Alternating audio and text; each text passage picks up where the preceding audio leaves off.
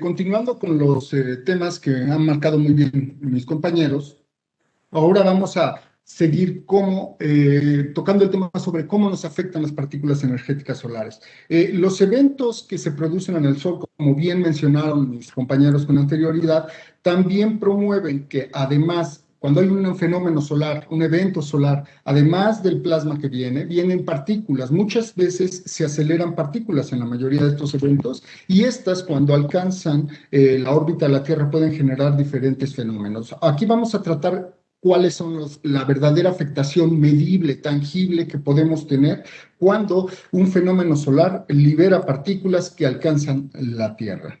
Muy bien. Ok, ya hablamos sobre lo que es el clima espacial y bueno, enfocándonos a los fenómenos que van a promover o que van a generar afectaciones al clima espacial, tenemos que son las fulguraciones o ráfagas, las eyecciones de masa coronal y las corrientes de viento solar que forman regiones de interacción. Eso ya lo mencionaron mis compañeros. Pero bueno, aquí es muy importante recalcar que cuando hay fulguraciones o una eyección que tiene una onda de choque en el frente, van a acelerar partículas. Estas partículas, cuando alcanzan la órbita de la Tierra, van a generar diferentes fenómenos. Pero vámonos al principio. Estas partículas principalmente son protones, electrones y núcleos de helio o partículas alfa y algunas veces neutrones. ¿Sale? Por las propiedades físicas de los neutrones van a ser muy difíciles que lleguen a la Tierra, solo algunos eventos muy energéticos pueden producirlos, ¿no? Muy bien, sabemos que tienen que ser de alta energía para que tengan verdadera afectación tangible. Nosotros sabemos que el Sol tiene la capacidad de acelerar partículas desde 10 a la 3 electronvolts hasta 10 a la 9 electronvolts, o sea, ese es el límite para la energía que puede producir el Sol, la energía en las partículas que puede acelerar el Sol. Ok, sabemos que cuando se generan estas partículas, principalmente, repito, son las fulguraciones y las eyecciones, pero vamos a particularizar a las fulguraciones, que son las que con mayor frecuencia aceleran partículas que pueden alcanzar la Tierra. Sabemos que pueden tener tiempos de arribo en función a la velocidad de este evento, desde 15 minutos cuando son muy energéticas hasta algunas horas para que alcancen la órbita de la Tierra. Sin embargo, como bien mencionaron también mis compañeros, la Tierra tiene dos escudos. Uno de ellos es el campo magnético.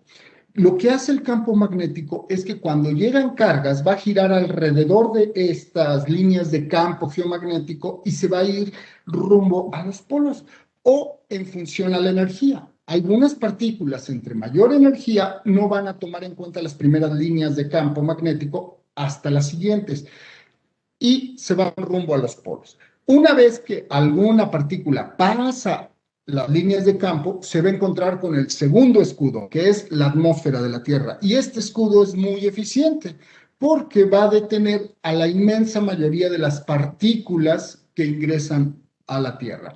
Les pongo un ejemplo.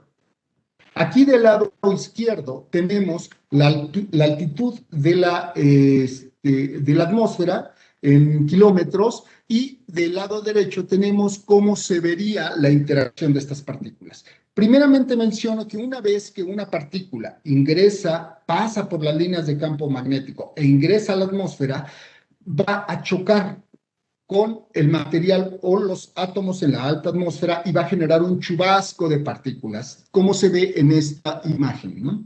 Este chubasco, en promedio, la primera interacción se va a dar entre 30, 35, 40 kilómetros sobre el nivel del mar. Y el máximo se va a dar entre 7 y 15 kilómetros, el máximo del chubasco. ¿Qué pasa? Llega la partícula, le pega al núcleo, lo rompe y tiene tanta energía que las partículas que se liberan van a continuar este chubasco. Esa es la forma más eficiente de perder energía de estas partículas que llegasen a producirse por un fenómeno en el Sol.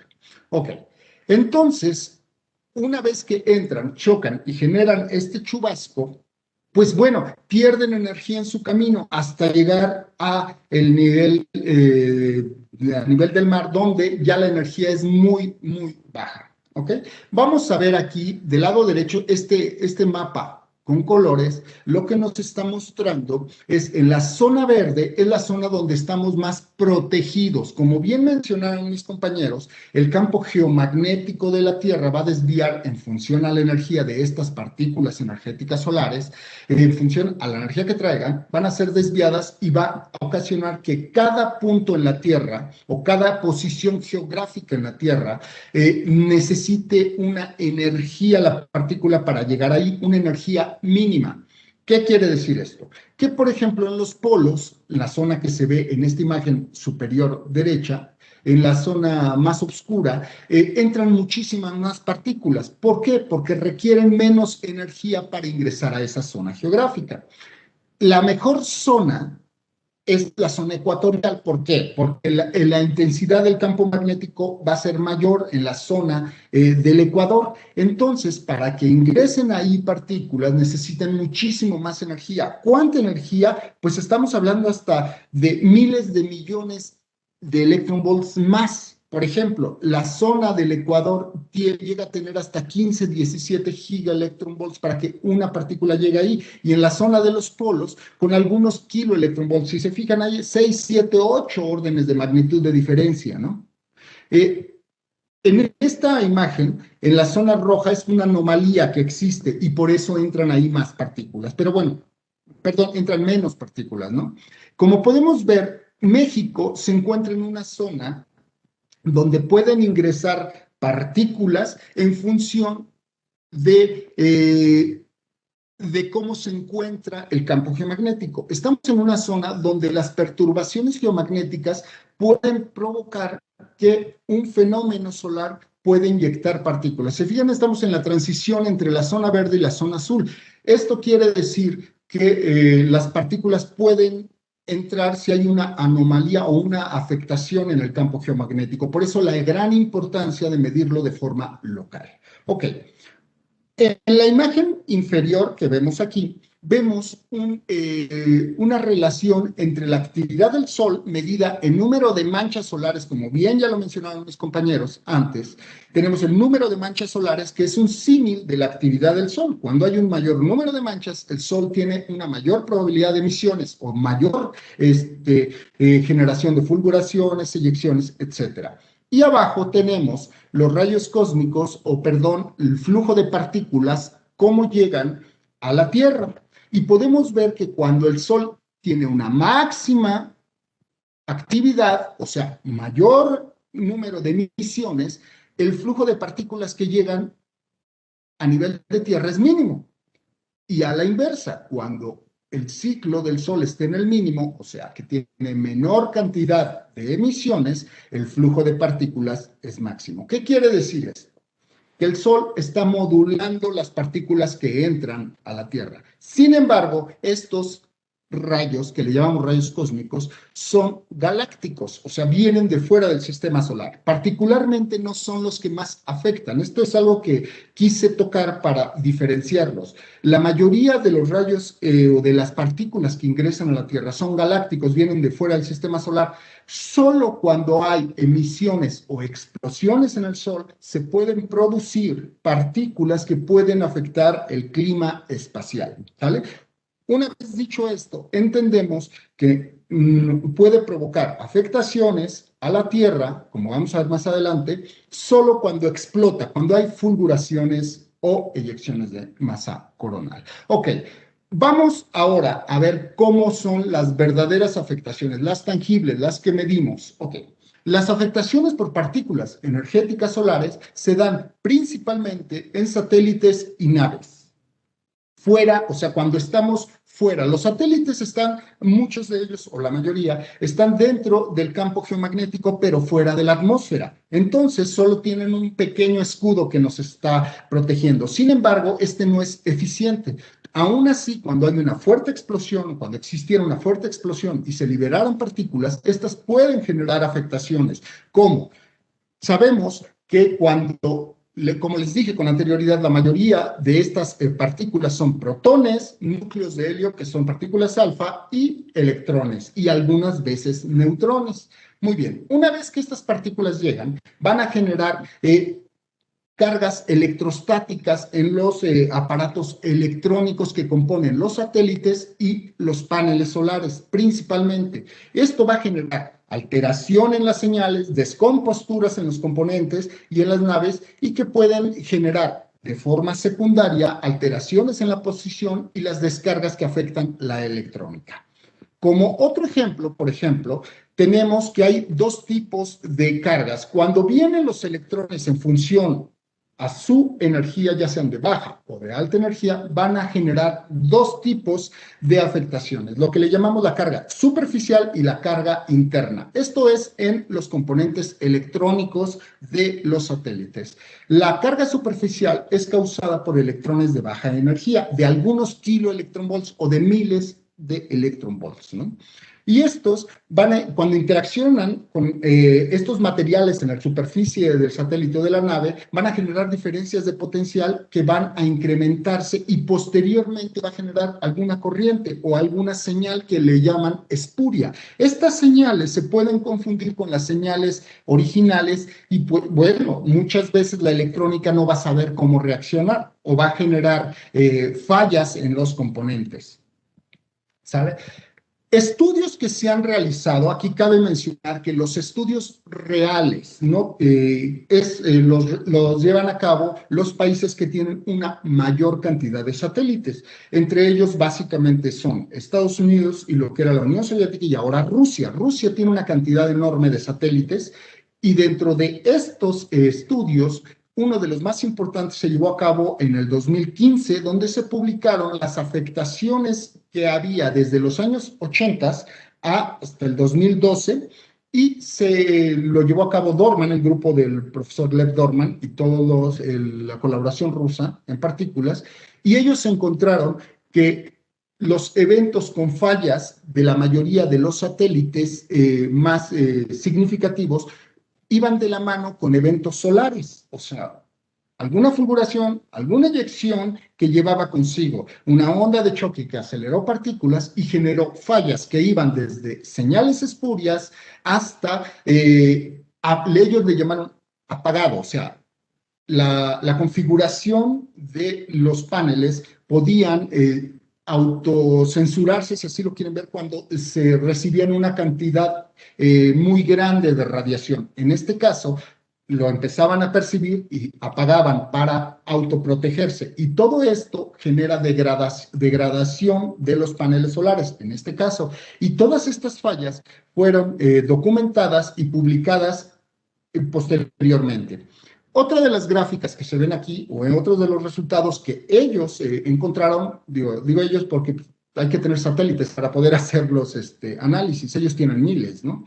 Encontraron que aquí en el cero, en la parte de abajo, es cuando inicia el evento solar. Y ellos encontraron que el máximo se encontraba entre 2 y 4 días posteriores al evento solar, que es cuando llegaba el flujo de partículas. Y si se fijan, afectaba a satélites de baja altitud y alta altitud por igual, ¿no? Estos eventos de protones solares, y los protones mayormente se aceleran en una fulguración, ¿sale? Ahora, vámonos, ya conocemos la verdadera afectación. Ahora, la posible afectación en aviones. Esto es un tema muy importante que empezamos diciendo, no existe aún un estudio concluyente donde diga que afecta a la vida en la Tierra, porque, repito, tenemos dos escudos, tenemos el campo magnético y la atmósfera.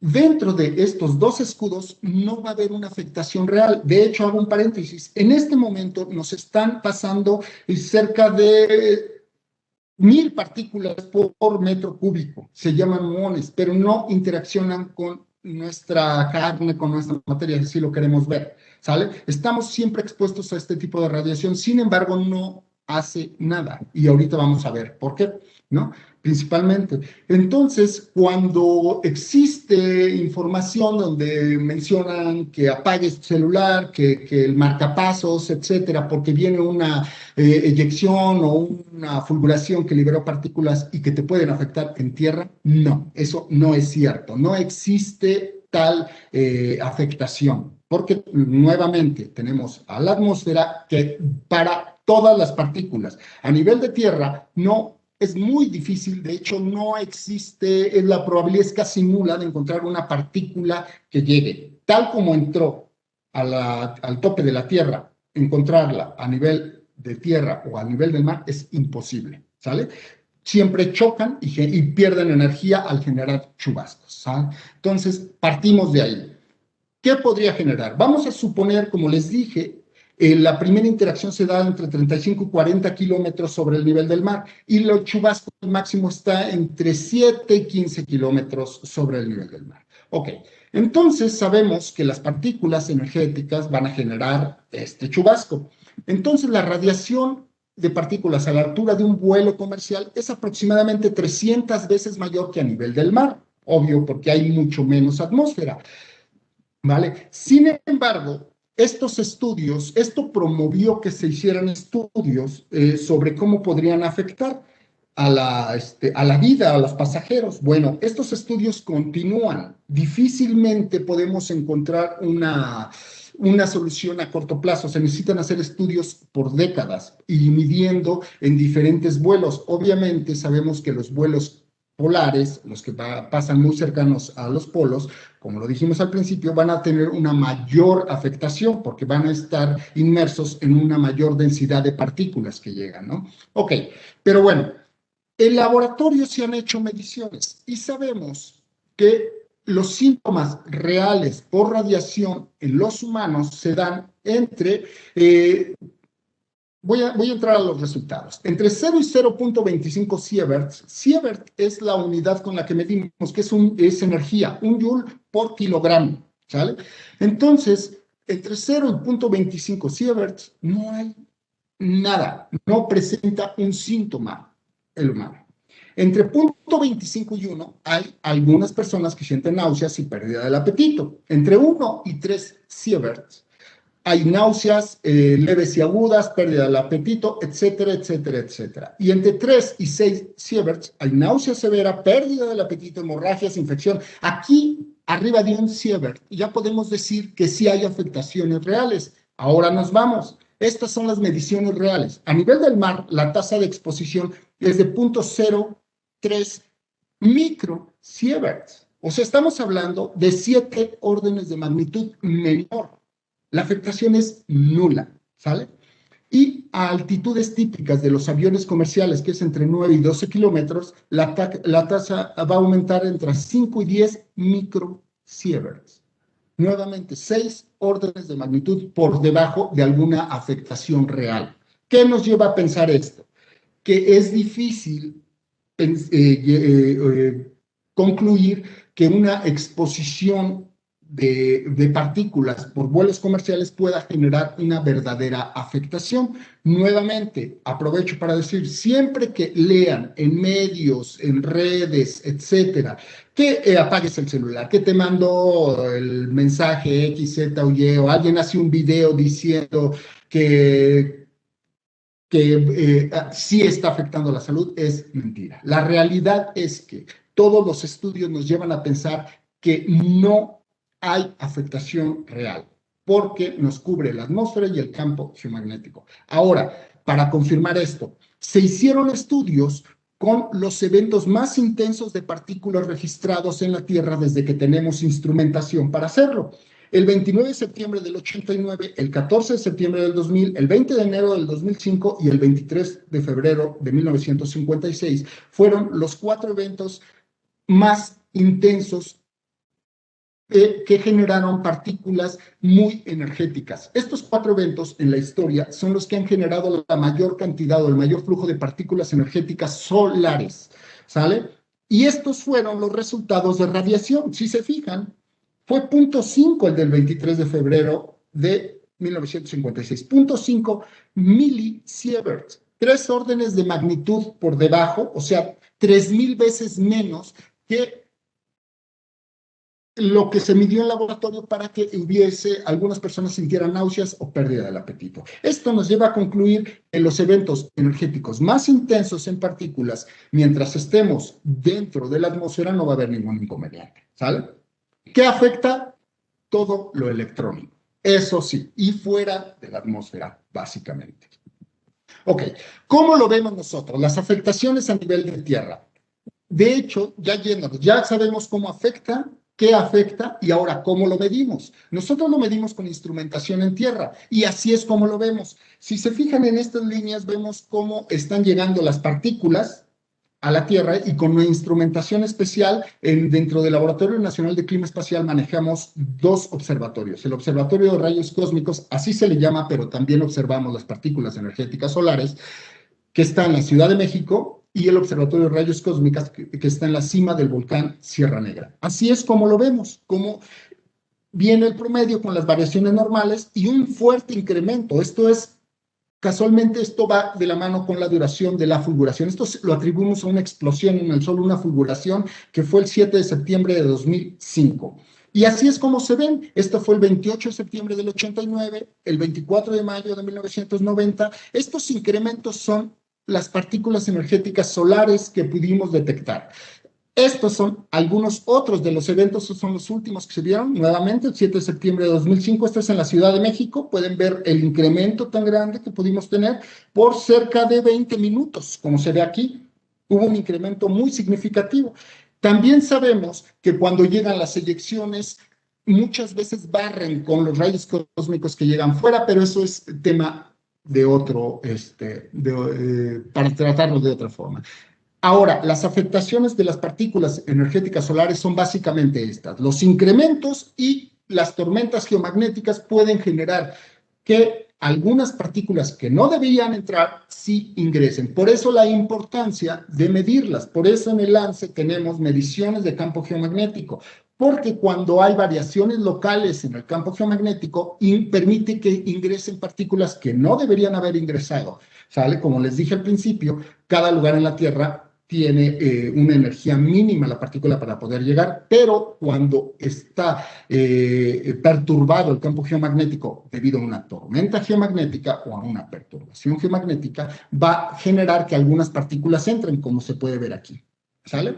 Y bueno, para esto usamos también todas estas redes. Como les dije, tenemos el Observatorio de Rayos Cósmicos de la Ciudad de México, que pertenece a una red mundial de monitores de neutrones, así se le llama al detector, y es de los más estables, son 56 detectores alrededor del mundo, como lo podemos ver.